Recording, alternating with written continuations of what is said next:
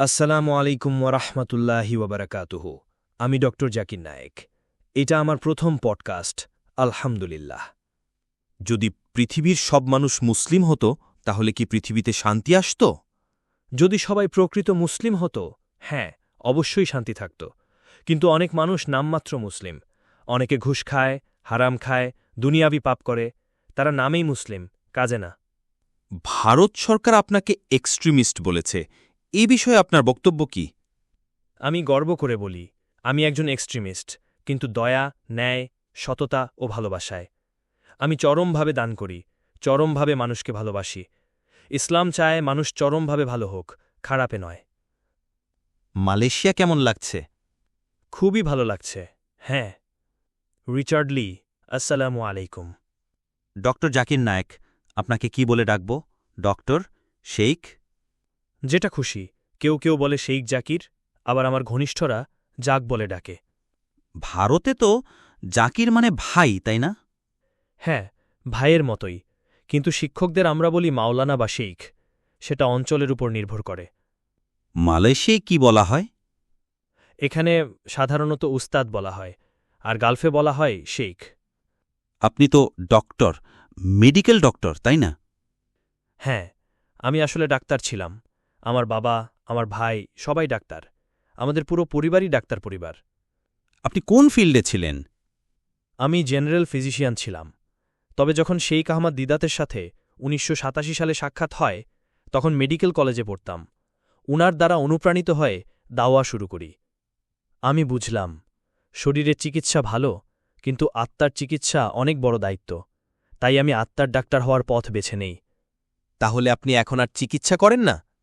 না, একেবারেই না। আমি ১৯৯১ সালে ফাউন্ডেশন শুরু করি। তখন কলেজে পড়ছিলাম। শুরুতে 50% ডাক্তারি আর 50% দাওয়া করতাম। ধীরে ধীরে চিকিৎসার সময় কমে যায়। শেষে একেবারে ফুল টাইম দাওয়া। এই বাড়ি আপনার? হ্যাঁ, তবে আমি পাশের অ্যাপার্টমেন্টে থাকি। এখানে আমার ছেলে ও পুত্রবধূ থাকেন, আর আমি ও আমার স্ত্রী থাকি পাশের ফ্ল্যাটে। আমি আপনার ভিডিও বহুবার দেখেছি। মুসলিম হওয়ার আগেও কিছু সময়ে ভালো লেগেছে, কিছু সময় রাগও করেছি, আবার ভালোবেসেছিও। এখনও কি রাগ করেন? না, এখন তো ভালোবাসি। এবং আপনার ঘর দেখে আমি সত্যিই মুগ্ধ। এত সাধারণ জীবন, ভাবতেই পারেনি আপনি এত সহজভাবে থাকেন। আলহামদুলিল্লাহ। আপনার প্রতিদিনের রুটিন কেমন? আমার ঘুম সাধারণত গড়ে ৩.৫ ঘণ্টা। রাতের বেলায় তাহাজ্জুদ পড়ি, প্রায় ২ ঘণ্টা। তারপর ফজরের নামাজ, নাশতা, কিছু কাজ করি, এরপর আবার প্রায় ৩ ঘণ্টা ঘুমাই। এইভাবে ধরলে দিনে মোট ৩-৪ ঘণ্টার মতো ঘুম হয়। কারো জন্য এটা আদর্শ না। আমি মেডিকেল ডাক্তার হিসেবে বলছি, সাধারণ মানুষের ৭ থেকে ৯ ঘণ্টা ঘুম প্রয়োজন। আমি ব্যতিক্রম। আমি হয়তো ৪ ঘণ্টার বেশি ঘুমাই না। আবার ট্যুরে থাকলে আরও কম হয়। তবে এটা সবাই অনুসরণ করবে এমনটা না। সালাত আমার জীবনের সবচেয়ে বড় কাজ। প্রতিদিন আমি প্রায় ৫ থেকে ৫.৫ ঘণ্টা শুধু সালাতের পেছনে ব্যয় করি। প্রতিটি সালাতের জন্য অজু, মসজিদে যাওয়া, সুন্নাত পড়া, ফরজ, দোয়া সব মিলিয়ে একটা সালাতে ৪০ মিনিট পর্যন্ত সময় লাগে। আমার সবচেয়ে বড় সময় কাটে সালাতে, তারপরে দাওয়াহ, তারপর পরিবার, তারপর ঘুম। ঘুম করি গড়ে ৩.৫ ঘণ্টা। আমি প্রতিদিন প্রায় ১২ ঘণ্টা দাওয়াহ করি, recording, social media, piece TV সব মিলিয়ে। আমার পিস টিভি এখন ৪টা ভাষায় সম্প্রচারিত হয়। ৪টা ভাষায়? হ্যাঁ, ইংরেজি, উর্দু, বাংলা আর পাস্তু। পিটিভি ইংলিশ প্রায় ১০ কোটি দর্শক, পিটিভি উর্দু প্রায় ৮ কোটি, পিটিভি বাংলা ৫ কোটি, আরেকটি ২ কোটি। এই চ্যানেলগুলো 24/7 চলছে। আর সোশ্যাল মিডিয়াতে ফেসবুকে আমার ২৪.৮ মিলিয়ন ফলোয়ার, ইউটিউবে ৪ মিলিয়নের বেশি সাবস্ক্রাইবার। আপনার লাইভ দাওয়া কতদিন পর হয়? মালয়েশিয়াতে প্রতি মাসে প্রথম ও তৃতীয় শনিবার আমি লাইভ কিউএনএ করি, অ্যাস্ক ডক্টর জাকির। এতে প্রতি সপ্তাহে ২০,০০০-এর বেশি প্রশ্ন আসে। আমার টিম ২৫% প্রশ্ন পড়ে, তার মধ্য থেকে ১০০টি বাছাই করে আমি উত্তর দেই ১৫-২০টা প্রশ্নের। দ্বিতীয় ও চতুর্থ শনিবার আমার ছেলে ফারিক করে অ্যাস্ক শেইখ ফারিক নামে। আপনি কত দেশে ভ্রমণ করেছেন এই বছর? এই বছর আমার ১৫টি দেশ সফরের পরিকল্পনা রয়েছে। এর মধ্যে বেশিরভাগই পাবলিক লেকচার, কিছু প্রাইভেট কনসালটেশন। গড়ে প্রতি মাসে আমি একবার দেশ বদলাই। এবার মালয়েশিয়াতে ৩ মাস থাকব, বাকি ৯ মাস সফরে থাকব। আপনি বাসার কোন জায়গায় সবচেয়ে বেশি সময় থাকেন? আমার বারান্দাকে আমার প্রিয়, কারণ ওখান থেকে সোজা মসজিদের মিনার দেখা যায়। সূর্যাস্তের সময় কিবলামুখী হয়ে দোয়া করি। দোয়াগুলোর শ্রেষ্ঠ সময়গুলো হল ভোররাতে তাহাজ্জুদে, শুক্রবার আসরের পরে, রমজানের শেষ 10 রাতে, বিশেষত বিজোড় রাতগুলো। আপনার ঘর থেকে কোন কোন মসজিদ দেখা যায়? আমার শয়নকক্ষ থেকে পুত্রা মসজিদ দেখা যায়, আর বারান্দা থেকে দেখা যায় মেটাল মসজিদ। আপনি কেন এত সাধারণ জীবনযাপন করেন যখন আপনি চাইলে বিলাসবহুলভাবে থাকতে পারেন? আমি খুব সাদামাটা জীবনযাপন করি। আমার ও আমার স্ত্রীর জন্যে মাসিক খরচ মাত্র $500, তাও দাওয়া সফর বাদ দিয়ে। সফরে গেলে প্লেন ভাড়া, হোটেল, খাবার সব আমি নিজেই দেই। এটা ব্যক্তিগত খরচ না, আল্লাহর রাস্তায় খরচ। আমি দাওয়া থেকে 1 পয়সাও নিই না। আমি নিজের ব্যবসা থেকে যা উপার্জন করি সেটা দিয়েই চলি। আপনি ব্যবসা করেন? হ্যাঁ, আমার প্রায় 9-10টি ব্যবসা আছে। আমি শুধু আইডিয়া দেই, মস্তিষ্ক দেই, আর ব্যবসা চলে। আমার ছেলেকেও শিখিয়েছি, ব্যবসায় আল্লাহকে পার্টনার বানাও, লাভের অন্তত 51% দান করো। আমি নিজে এর চেয়ে অনেক বেশি দান করি। কতটা দেই সেটা বলি না। আল্লাহ পরিমাণ নয়, শতাংশ দেখেন। এক গরিব মানুষ যদি $1000 ইনকামে $100 দান করে, আর এক ধনী ব্যক্তি 10 কোটি ইনকামে 1 কোটি দান করে, তবে গরিবের পুরস্কার হবে 10 গুণ বেশি। রসুল ও সাহাবীরা সাদামাটা ছিলেন, তাদের অনুসরণে আমিও তাই করি। আমি চাইলে রোলস রয়েস বা ল্যাম্বরগিনি কিনতে পারি, কিনেওছি, কিন্তু নিজের জন্য ব্যবহার করি না, ব্যবসায়িক প্রয়োজনে রাখা হয়েছে। ভারতে আমি সাদামাটা বাড়িতে থেকেছি, এখানে মালয়েশিয়াতেও তাই, কারণ সহজ জীবন মানে সহজ হিসাব আর অধিক সওয়াব। সাহাবারা আল্লাহর রাস্তায় সব দিয়ে দিতেন। ওমর রাদিয়াল্লাহু অর্ধেক আর আবু বকর রাদিয়াল্লাহু পুরো সম্পদ দিয়ে দিতেন। আমরা তাদের কাছাকাছি যেতে চাই। আপনি দাওয়ায়ে ফান্ড পান? পাবলিক দাওয়ায় কিছু ফান্ড আসে, কিন্তু ব্যক্তিগত দাওয়া খরচ আমি নিজে দেই। আমি নিজের টিকিট, হোটেল, ট্রান্সপোর্ট সব নিজের টাকায় দেই। কেউ আমাকে বক্তৃতার জন্য চার্জ করতে চাইলেও আমি গ্রহণ করি না। হ্যাঁ, ইসলাম অনুমতি দেয়, কিন্তু আমি চাই আল্লাহর কাছে সর্বোচ্চ পুরস্কার। দারুণ! আপনার শখ কি? দাওয়া আমার শখ, সালাত আমার আত্মার শক্তি। আগে আমি খেলাধুলা করতাম। আমি ছিলাম 10 কিলোমিটারে স্বর্ণপদক বিজয়ী। আমি লং ডিস্টেন্স রানার, আর আমার ছেলে শর্ট স্প্রিন্টার, 100, 200, 400 মিটার। ও কারাটে, তাইকোয়ান্ডো, মোটর বাইক, ফুটবলে দারুণ। আমি এখন কম খেলি, সময় পাই না, তবে আমার ছেলে আজও খেলে। ওর পছন্দ ফুটবল, সুইমিং, বাইক। আপনি কেন মালয়েশিয়াকেই বেছে নিয়েছেন? কারণ মালয়েশিয়া এমন একটি দেশ যেখানে ইসলাম ফেডারেল ধর্ম। প্রায় 63% জনগণ মুসলিম, তবে সংবিধানেও ইসলামের ভিত্তি আছে। বহু মুসলিম সংখ্যাগরিষ্ঠ দেশ আছে যেগুলো ইসলামিক না, বরং সেকুলার, যেমন বাংলাদেশ, ইন্দোনেশিয়া। ইন্দোনেশিয়ার মুসলমান সংখ্যা অনেক, তবে মালয়েশিয়ার মতো রাষ্ট্রীয় ইসলামিক কাঠামো তেমন নেই। মালয়েশিয়া অন্যদের মতো বিদেশি প্রভাবাধীন না, যুদ্ধ এলাকা থেকেও নিরাপদ, যেমন সিরিয়া, ইয়েমেন বা গাজা। অর্থনীতি ভালো, খরচ তুলনামূলকভাবে কম। মালয়েশিয়ায় ইসলামিক ব্যাংকিং, ইন্স্যুরেন্স, ট্যাক্স ব্যবস্থাও ইসলামিক দৃষ্টিকোণ থেকে অনেক উন্নত। উদাহরণস্বরূপ, আপনি যদি জাকাত দেন তা ইনকাম ট্যাক্স থেকে ডিডাক্ট হয়ে যায়। ব্যক্তিগত ইনকাম ট্যাক্সে পূর্ণ পরিমাণ জাকাত কেটে নেওয়া যায়। ইসলামিক তাকাফুল ও প্রভিডেন্ট ফান্ডেও ইসলামিক অপশন আছে। এসব অনেক দেশে নেই। পুত্রাজায়া শহরটা প্রায় শারিয়া কমপ্লায়েন্ট। এখানে নাইট ক্লাব, ডিস্কো, অ্যালকোহল বার নেই।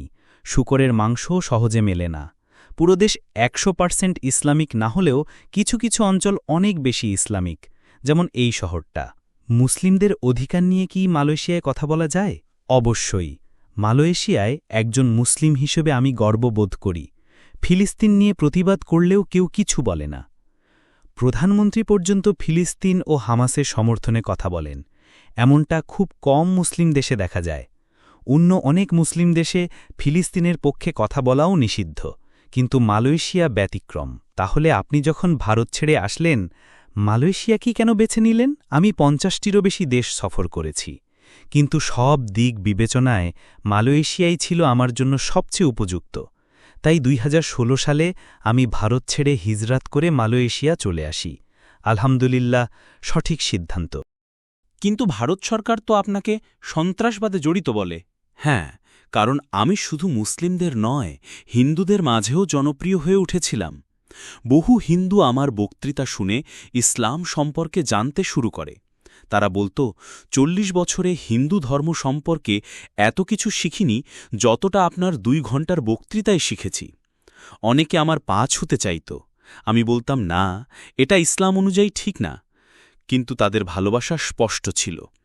অনেকেই ইসলাম গ্রহণ করছিল এবং এই কারণে সরকার অস্বস্তিতে পড়ে আমাকে উগ্রপন্থী ঘোষণা করে। তারা ভিত্তিহীন অভিযোগ তোলে, যেমন সন্ত্রাসবাদে অর্থ দিচ্ছি, অথচ প্রমাণ নেই। পুরোপুরি মন গড়া কথা। কুরআনে বলা হয়েছে, যখন কোনো তথ্য আসে তা যাচাই না করে ছড়িও না। সূরা হুজরাত ৪৯ আয়াত ৬। নবীজির বিরুদ্ধেও তো ছিল শত শত মিথ্যা অভিযোগ, কারণ তিনি ছিলেন সবচেয়ে প্রভাবশালী মানুষ। এইসব পরিস্থিতিতে আপনি ধৈর্য ধরেন কিভাবে? আল্লাহর উপর ভরসা করে। নবীজির জীবন দেখি, উনার কষ্টের তুলনায় আমাদের কষ্ট কিছুই না। উনাকে ঘুষ দেওয়ার প্রস্তাব দেওয়া হয়েছিল যে ডান হাতে সূর্য বা হাতে চাঁদ দিলেও আমি দাওয়া ছাড়ব না।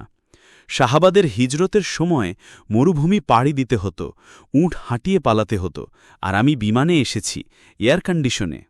আমি প্রতিদিন তাহাজ্জুদের সময় দোয়া করতাম, হে আল্লাহ, আমার সম্পদ ও জীবন যেন তোমার রাস্তায় উৎসর্গ হয়। সম্পদ তো দিয়েই দিয়েছি, জীবন এখনও আছে। প্রার্থনা করি যেন এটিও কবুল হয়। ভারতে রেখে আসা সব সম্পদ, সব কিছু আমি আল্লাহর রাস্তায় ফেলে এসেছি। কেউ ফেরত দিয়েছে, কেউ দেয়নি। আল্লাহ তাতে বরকত রেখেছেন। আমার কাছে গুরুত্বপূর্ণ এটা যে আমার সম্পদ যদি আল্লাহর রাস্তায় যায়, তবে তা হল সর্বোচ্চ বিনিয়োগ। আপনি কি ওসামা বিন লাদেন বা আল কায়েদা সম্পর্কে কিছু বলতে চান? না, ওটা আমার বিশেষজ্ঞতার বিষয় না। কোরআনে বলা হয়েছে, যাদের জ্ঞান আছে তাদের কাছেই প্রশ্ন করো। সূরা নাহাল ১৬:৪৩। আমি দাওয়া, ইসলাম, অমুসলিমদের সাথে সংলাপ এসব নিয়ে কথা বলি। গবেষণা ছাড়া কোনো বিষয় মন্তব্য করা উচিত নয়। আমি শুনেছি আপনি পোপকে বিতর্কের জন্য আহ্বান করেছিলেন। না, আমি না। এটা করেছিলেন আমার অনুপ্রেরণা শেখ আহম্মদ দিদাদ। তিনি পোপকে চ্যালেঞ্জ করেছিলেন। আমি বিতর্কে আগ্রহী, কিন্তু এখন কেউ চ্যালেঞ্জ করলেই করি না। আগে দেখি সে নিজে ব্যক্তিগতভাবে কত লোক জড়ো করতে পারে। আমার একটিমাত্র প্রোগ্রামে ভারতে ১ মিলিয়নের বেশি মানুষ এসেছিল। আমি এখন বলি, কেউ যদি নিজে ২০,০০০ লোক আনতে পারে, তাহলেই আমি বিতর্ক করব। অনেকে বিতর্কে হেরে গেলেও বিখ্যাত হয়ে যায়, তাই এখন আমি সাবধান। আগেও বিতর্ক করেছি, যেমন ২০০৬ সালে শ্রী শ্রী রবিশঙ্করের সঙ্গে। এখন অনেকেই বিতর্ক চায় শুধু ইউটিউব বা সোশ্যাল মিডিয়ার জন্য। আমি সেটা করি না।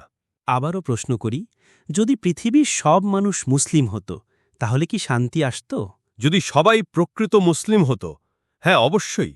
কিন্তু অনেকেই নামমাত্র মুসলিম, যারা ঘুষ খায়, হারাম খায়, সালাত ছেড়ে দেয়। আল্লাহ চাইলে সবাইকে মুসলিম বানাতে পারতেন, কিন্তু তাহলে পরীক্ষা কোথায় থাকত? কোরআনে বলা হয়েছে, তিনি মৃত্যু ও জীবন সৃষ্টি করেছেন, কে উত্তম কাজ করে তা যাচাইয়ের জন্য।